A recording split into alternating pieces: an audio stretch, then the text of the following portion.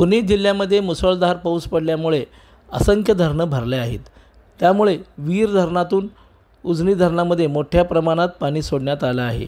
उजनी धरणातून नदीच्या पात्राद्वारे पाणी सोडण्यात आल्यामुळे पंढरपूर शहरात पूरसदृश परिस्थिती निर्माण झाली आहे। चंद्रभागा काठोकाठ भरून वाहत आहे।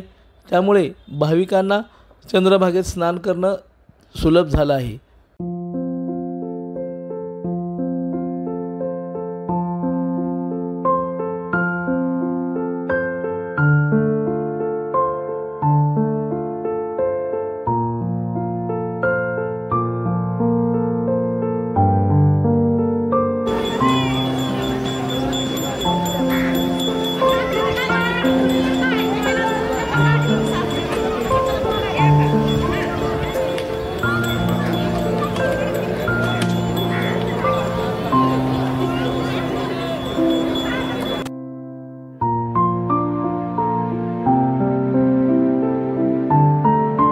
लोकदर्शन मराठी चॅनलला सबस्क्राइब करा, बेल बटनला क्लिक करा व लाईक करायला विसरू नका।